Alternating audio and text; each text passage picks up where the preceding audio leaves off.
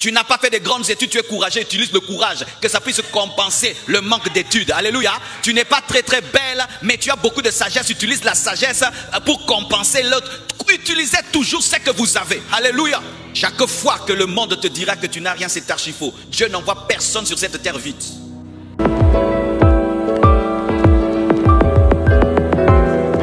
Que faire lorsqu'on ne peut plus rien faire? Tu peux dire ça à ton voisin. Que faire lorsqu'on ne peut plus rien faire?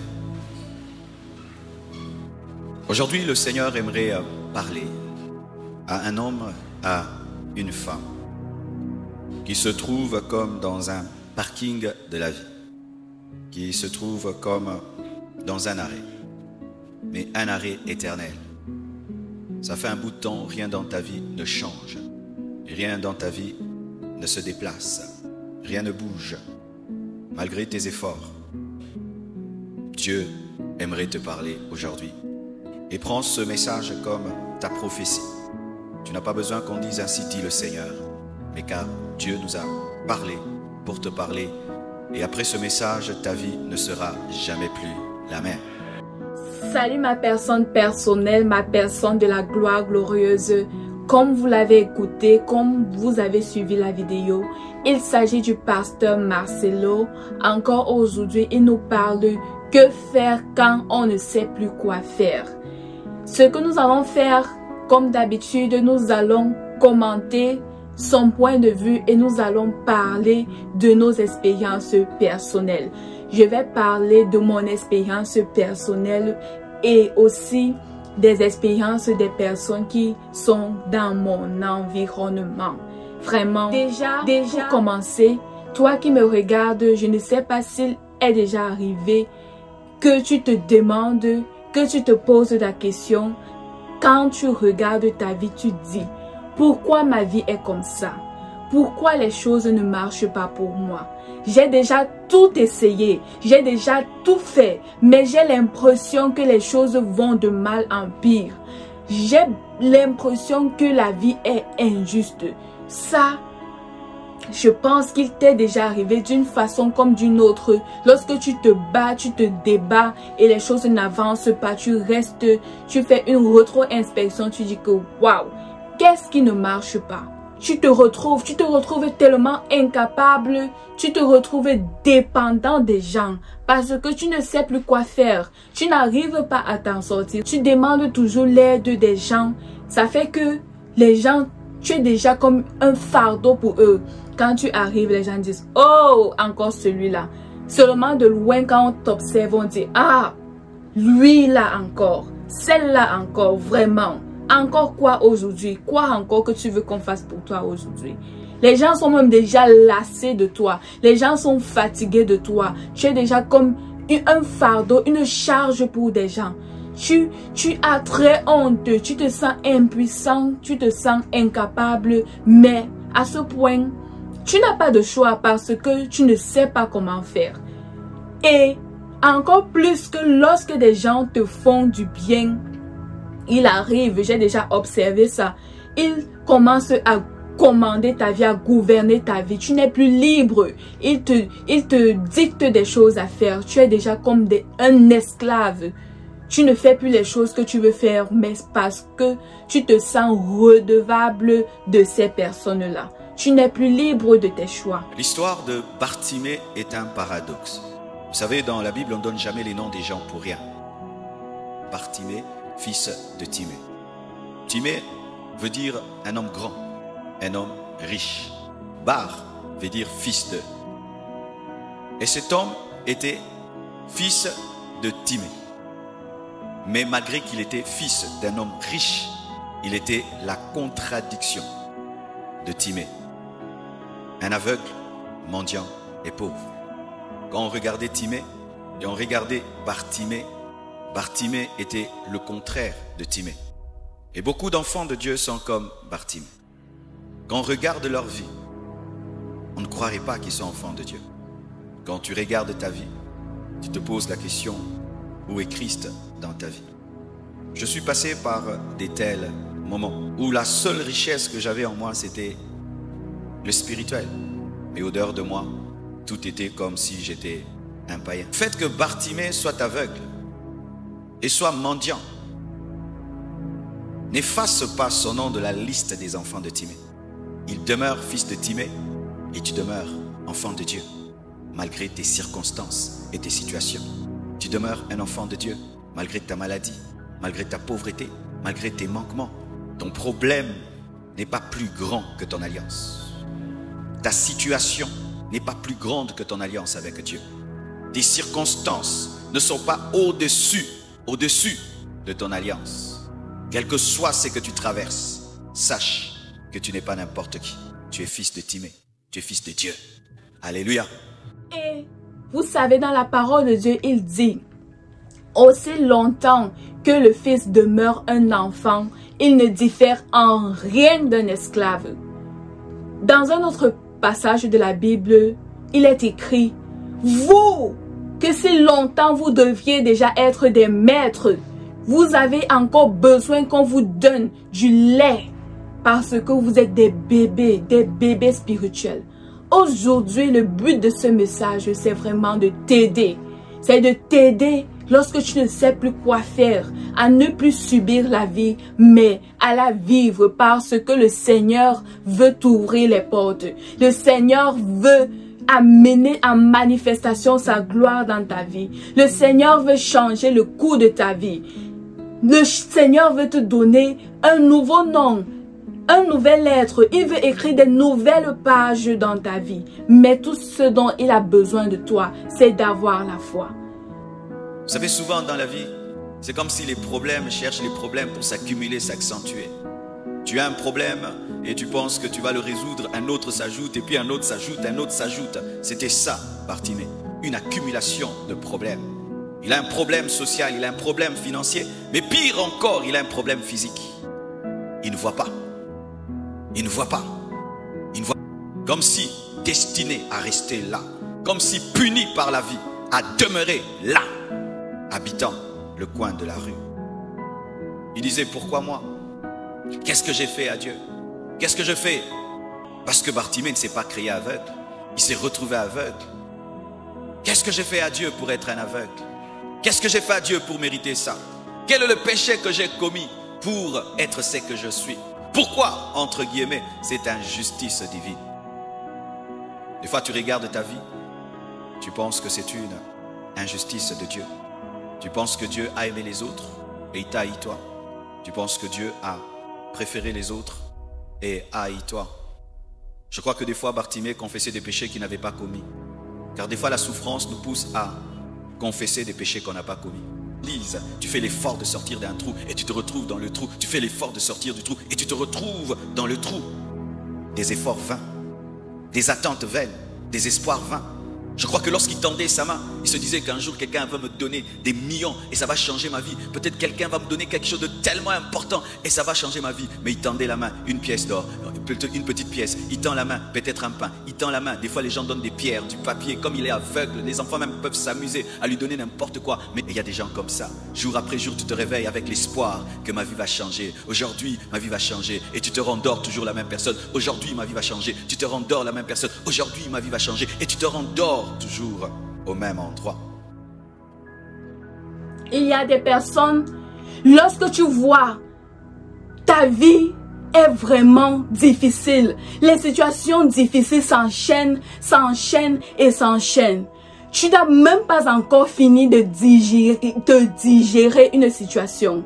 Tu n'as même pas encore fini de digérer une situation. Voilà que l'autre est déjà là. Tu dis que, mais Seigneur, tu as encore frappé fort. Qu'est-ce que je dois faire maintenant? Je n'ai même pas encore réglé celle-là. Voilà une autre. Que faut-il que je fasse? Je ne sais plus quoi faire.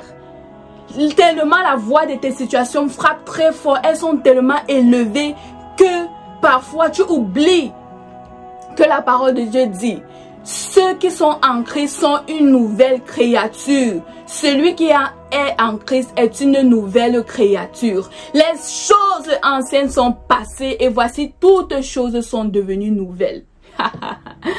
Aïe, aïe, aïe, aïe, aïe, aïe, aïe, aïe, aïe. J'ai eu une expérience de la sorte. Il y a un moment dans ma vie, je croyais fermement qu'il y avait du malheur dans ma vie ou du malheur dans ma famille. Au point où je me suis mise à confesser mes péchés, même les péchés que je n'avais pas commis, même les péchés que j'avais déjà commis. Je me suis repentie et donné ma vie à Dieu une seconde fois. J'ai même confessé les péchés de mes parents, confessé les péchés de mes arrière-parents, confessé les péchés de toute ma généalogie. J'ai confessé jusqu'à je ne savais même plus quoi confesser. J'étais même allée voir mon père, j'ai dit que papa, peut-être il y a même un malheur, il faudrait qu'on continue de confesser et tout. C'est papa qui m'a dit non, nous sommes sauvés, les choses anciennes sont passées et il faut juste laisser tout entre les mains de Dieu. Vraiment, je ne sais pas si t'es déjà arrivé de vraiment, tu ne sais plus quoi faire, mais gloire à Dieu.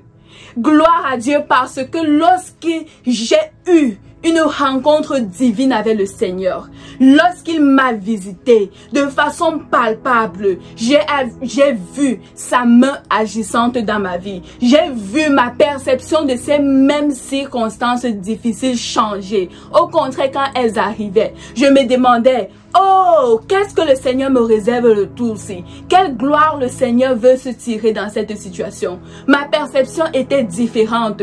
Je voyais plutôt les victoires même au début des épreuves. Je voyais les victoires que le Seigneur devait m'apporter au début de ces épreuves-là. J'étais maintenant différente. J'avais la joie en passant par ces situations difficiles parce que je savais que le Seigneur avait le total contrôle de la situation. Et parce qu'il a le total contrôle, Dieu n'échoue jamais. Dieu n'échoue jamais. Ce qu'il dit arrive. Même la voix de la circonstance fait silence devant la voix de Dieu. Parce que je lui ai donné la première place. Parce que je l'ai couronné roi et seigneur de ma vie, parce que je l'ai couronné roi et seigneur de ma vie. Et aujourd'hui, je peux avoir le sourire malgré tout et je peux dire, le Seigneur est mon aide, je ne manquerai de rien. Je peux dire comme Job, après cette tant de difficultés, il a dit, mes oreilles avaient entendu parler de toi, maintenant mes yeux t'ont vu. Et tout le monde, regardant Bartimée, attendait une mauvaise fin. Comme toi, les gens te regardent, ils attendent que tu vas finir, tu vas mal finir, tu vas mal finir. Quand ils regardent les éléments de ta vie et que rationnellement ils réfléchissent, ils voient que ta trajectoire est mauvaise, tu finiras mal. Tout le monde désespère sur ta vie, tout le monde désespère. Tout le monde... Parce que nous savons que Dieu utilise des personnes pour nous bénir. Dieu utilise des personnes comme des instruments pour nous visiter. Il arrive souvent que tu es plus conscient de ces personnes-là au point où tu oublies que c'est Dieu qui déclenche le changement et non ces personnes. Ces personnes sont juste des moyens que le Seigneur utilise pour te bénir. Au point où lorsque tu as des problèmes ou quand tu as des situations, ton premier recours, c'est d'aller vers ces personnes. Pourtant, ton premier recours doit être d'aller vers Dieu. Et lorsque tu vas vers Dieu, tu vas voir, il suscitera pour toi des bienfaiteurs et même des inconnus et même des passagers, des gens qui ne te connaissent pas, des gens dont tu n'as même jamais entendu parler. Ces personnes vont te chercher parce que le Seigneur les a parlé de toi. Le Seigneur a mis à cœur de t'aider et ils vont te chercher. Quand ils vont même te voir en route, ils vont te saluer, ils vont te dire, waouh, tu as tel et tel souci et ils vont t'aider. Vraiment, crois au Seigneur Jésus, mets ta confiance en lui, mets ta foi. Quand tu ne sais plus quoi faire, abandonne tout à Dieu, espère en Dieu et tu verras. Et alors, tu pourras déclarer comme Paul qui dit dans 2 Corinthiens 4, verset 16 que et même lorsque notre homme extérieur est détruit, notre homme intérieur se renouvelle de jour en jour. Car nos légères afflictions du moment présent produisent une gloire, un poids éternel de gloire. Vraiment. Lorsque tu as tout essayé et que tu as court d'idées, tu avais 1000 idées, tu as appliqué 1000 idées, mais rien n'a marché. Tu as court de force, tu as fait le maximum que tu puisses faire. Que faire? Que faire lorsque la nature te condamne à rester seul? Car il y a certains qui sont seuls. Vous savez, des fois, quand on est à l'église ici, on est assis les uns à côté des autres, nous pensons que tout le monde a des amis. Non. Il y a certains ici, quand on dit Amen, il rentre seul à la maison. Et quand il va rentrer à la maison, personne ne va s'occuper de lui. Personne ne va lui dire est-ce que tu es rentré. Pourquoi? Les gens trouvent qu'il ne vaut rien du tout. Je ne sais pas combien de temps dure ton problème. Je ne sais pas combien de temps ta situation difficile a déjà perduré. Mais ce que je sais, c'est qu'aujourd'hui même, si tu le crois, Dieu peut faire aujourd'hui ton jour de visitation. Le jour où les choses changent, où les choses qui étaient si compliquées deviennent si évidentes. Pourquoi? Parce que tu auras invité le Seigneur dans ta vie. Tu auras ouvert les portes d'entrée à Dieu dans ta vie. Tu auras ouvert ton cœur à Dieu. Et lorsque Dieu fait son entrée, il apporte le changement. Aujourd'hui, dis avec moi, porte de ma vie, ouvrez vos linteaux et que le roi de gloire fasse son entrée. Qui est ce roi de gloire? L'Éternel, le Dieu fort et puissant. Voici le jour que le Seigneur a fait. Qu'il soit un jour de paix, de bonheur, d'allégresse et de joie. Vraiment, si tu le crois, tu verras cela se réaliser. N'insulte jamais Dieu. Car des fois, la douleur nous pousse à insulter Dieu. À dire que Dieu n'est pas bon. À ne plus espérer, à ne plus croire et te voir mourir mendiant, mourir pauvre, mourir aveugle, mourir ainsi. Tu ne crois plus. Et lorsque tu entends que tu peux être guéri, tu ne crois plus. Et tu dis Dieu ne m'aime pas. Si Dieu m'aimait, pourquoi il m'a créé ainsi? Si Dieu m'aimait, pourquoi il m'a fait ça? Si Dieu m'aimait, pourquoi il a permis telle et telle circonstance dans ma vie? Il ne faut pas te considérer comme un sous-homme. Ne te considère jamais comme un sous-homme. Car la valeur de l'homme, ce n'est pas ce qu'il a, mais c'est ce qu'il est. Ta valeur, ce n'est pas ce que tu auras, mais c'est ce que tu es déjà. Je dis ta valeur, ce n'est pas ce que tu auras, mais c'est ce que tu es déjà.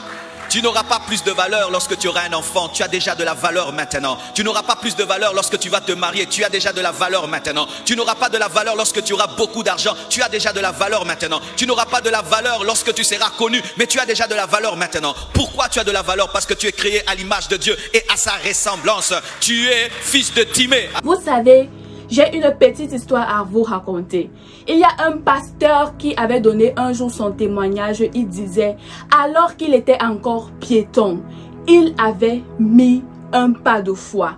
Et il dit, lorsqu'il prenait le taxi, il ne prenait pas le taxi avec d'autres personnes. C'est-à-dire qu'il payait la place pour toutes les personnes, pour les 4 places dans le taxi. Il prenait un taxi course chaque fois.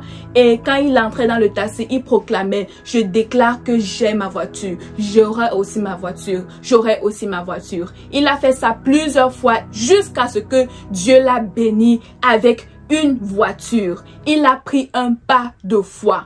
Je connais aussi une maman. Alors qu'elle était malade, devinez quoi? Quand tu demandes maman comment tu vas, qu'est-ce qui ne va pas? Elle ne dit pas qu'elle est malade, elle dit j'ai juste un sentiment de maladie, j'ai un sentiment de douleur, j'ai juste une impression, mais elle déclare qu'elle est guérie au nom de Jésus. Et chaque fois, elle touchait la partie où elle avait mal. Si c'était la dent, elle touchait la partie où elle avait mal. Elle déclare, je suis guérie. Elle proclame des paroles de foi, des paroles de guérison. Par les maîtresses de Jésus, au nom de Jésus, je suis guérie. J'ai la guérison. Chaque jour quand elle se levait, sans relâche, elle déclarait toujours cela jusqu'au jour où elle se lève un matin, comme tous les autres matins. Sauf que ce matin-là n'était pas un matin comme les autres matins. Ce matin-là, c'était son jour de visitation. Ce matin-là, c'était le changement dans sa vie. Elle se lève ce matin-là. Aïe, aïe, aïe, aïe, aïe, aïe, aïe. Elle se lève ce matin-là. Elle constate qu'elle est totalement guérie. Il n'y a plus de douleur. Il n'y a plus. Elle était guérie. Pourquoi? Parce qu'elle avait pris un pas de foi. Toi aussi, aujourd'hui, tu peux faire ce pas de foi. Et la foi en Dieu agissante va vraiment réparer cette situation. Tant qu'il y a la vie, il y a de l'espérance. Tant qu'il y a la vie, il y a de l'espérance. chaque nouveau jour est un espoir pour moi. Chaque jour que je me réveille, j'ai dit aujourd'hui quelque chose va arriver. Chaque jour que je me lève, j'ai dit Dieu m'a permis d'être vivant pour vivre une nouvelle opportunité. J'ai l'opportunité d'être vivant, donc Dieu a un plan. Et si je dors avec un bilan négatif, je m'attends que demain ça changera, demain ça changera, demain ça changera. Si ça fera 10 ans, je dirai toujours demain ça changera. Si ça fera 20 ans, je dirai toujours demain ça changera. Si ça fera 50 ans, je dirai toujours demain ça changera. Toi aussi, ça peut être ton cas. Après avoir écouté ce message, tu peux dire: j'avais entendu parler de Dieu. Maintenant, je l'expérimente d'une façon palpable. Quand le Seigneur agit dans ta vie, sa présence est réelle. Sa présence est manifeste. Sa présence apporte du changement. Tout ce que tu dois avoir, c'est de manifester ta foi. Et lorsque tu invites le Seigneur dans ta vie en ayant la foi, le Seigneur va changer le cours de tes circonstances. Là où il y avait les pleurs, là où il y avait les plaintes, là où il y avait les lamentations, maintenant, Dieu va changer cela. Il va mettre du sourire sur ton visage. Il va te donner le calme. Il va te donner la paix. Il va te donner la sérénité. Tu vas voir quand les gens vont s'embrouiller dans les situations difficiles. Quand les gens vont se chamailler. Les gens vont se débattre, se tordre, se tortiller. Toi, tu seras calme.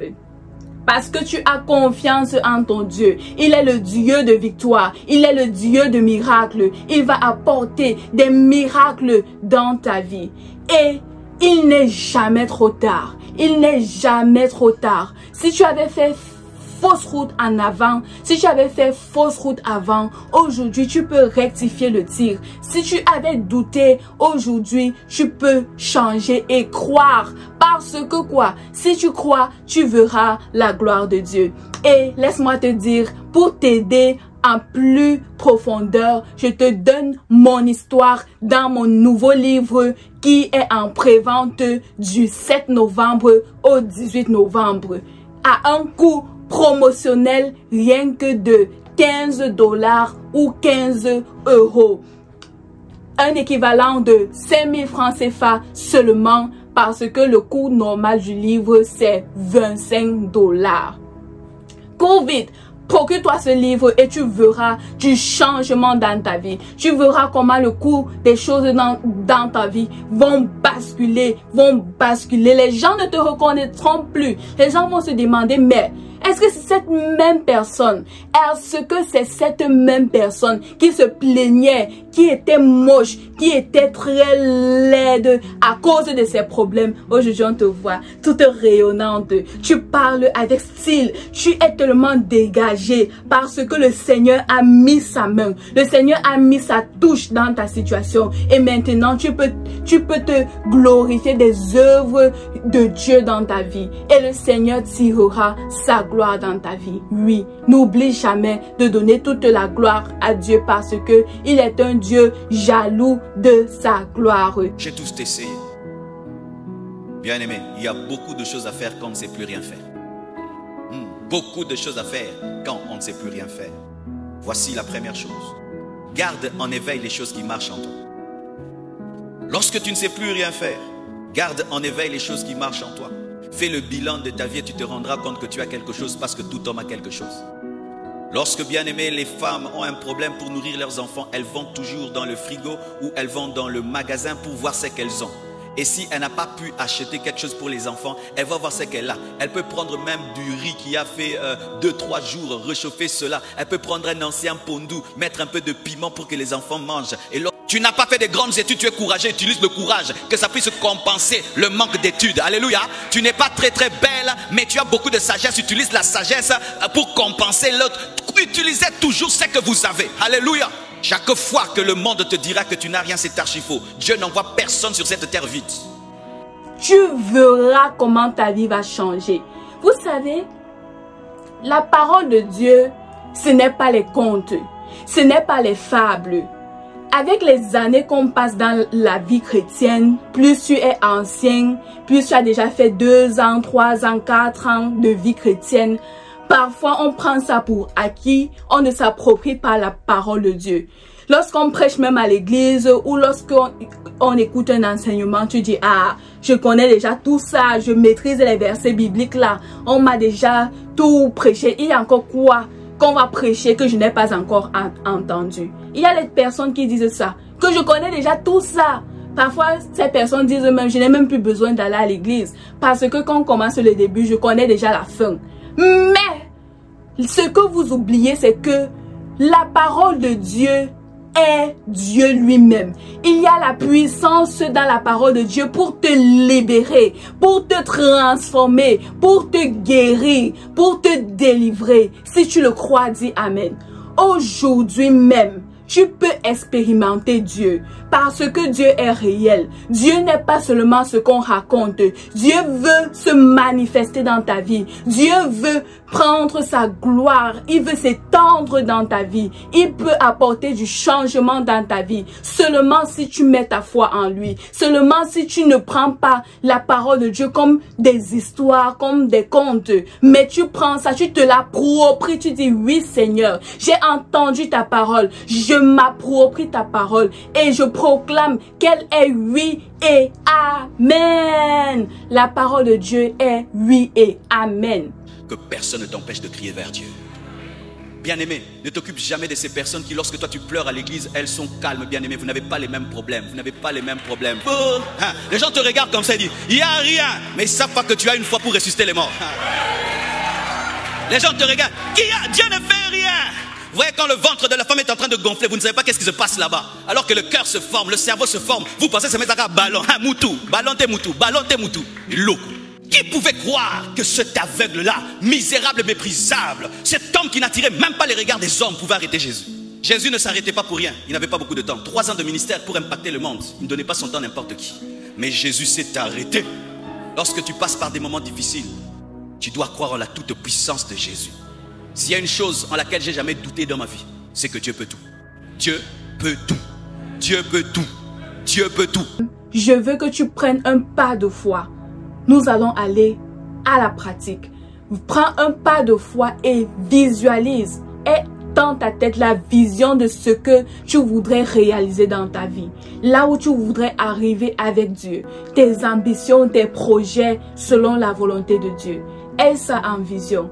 Et prends un pas de foi. Tu dis que oui, je crois. Surtout ne doute pas. Parce que si tu doutes, tu ne verras pas cela se réaliser et tu seras frustré. Et nous ne voulons pas ça. Aujourd'hui, c'est un jour qui peut être le jour de ton miracle, le jour d'un nouveau commencement, le jour du changement des choses dans ta vie.